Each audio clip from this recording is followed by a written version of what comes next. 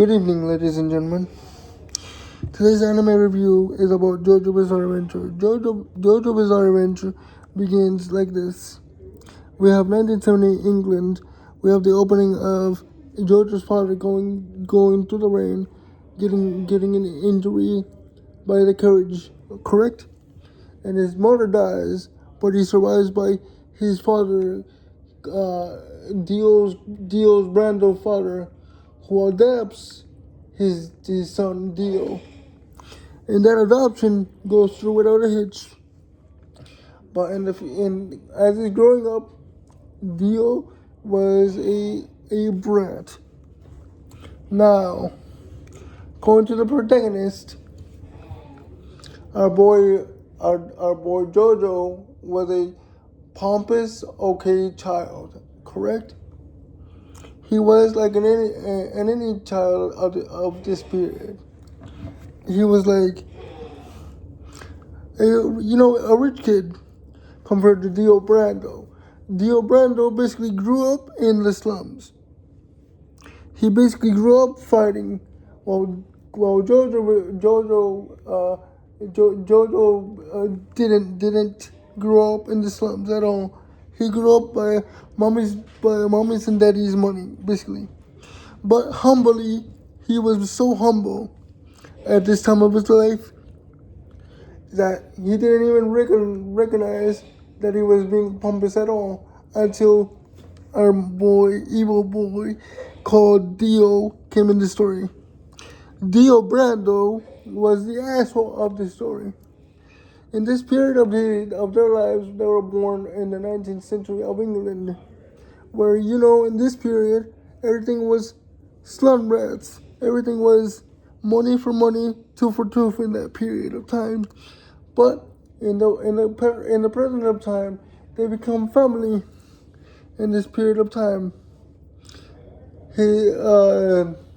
George's father adopts Dio because his father believes that Dio's brother's dad was a good person, but in reality, he was a pickpocket. And as such, he believes that Dio Brando doesn't deserve what his dad used to be. Was a pickpocket, correct? But Jojo was very suspicious at the very beginning of everything that was happening around him, all these evil tricks and everything like that. But honestly, who wouldn't be at that time of period? But they grew up together, played football, played everything together, had everything typical as JoJo Bizarre Adventure JoJo can experience as a normal child, right? Had his ups and downs like anybody else did. And Dio, being the asshole like he is, he beats up the innocent dog that JoJo had as a companion. And JoJo, being the innocent child that he always did, running over his dad and complaining to him.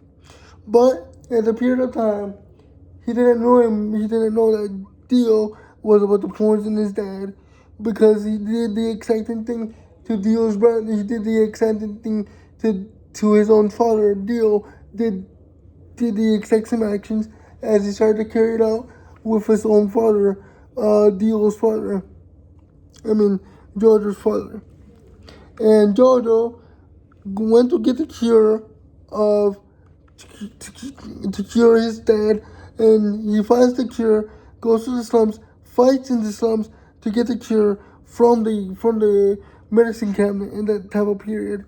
And then the mask comes into place. The mask was in the rain, while his dad, Dio Brando's dad, found the mask and looked what kind of strange object is this, and then picked it up, tried to pick it up, and then he threw it away, believing it was trash. But secretly, his father picked it up again and decided to keep it in his home until his blood got spread over in it and turning Dio into a vampire. And Dio absorbed a person's blood and corpse into himself to become human again. Well, as human as he can be, because he's the vampire. And Dio himself becomes this royal vampire over time. So strong. And now we get to the stand part. He begins getting his stand called called the world. The world is basically his. The world is basically his stand. Uh, is a manifestation of his power as a vampire lord. Everything goes down to JoJo's line of generation. So the story of the plot story is they're trying to defeat Dio.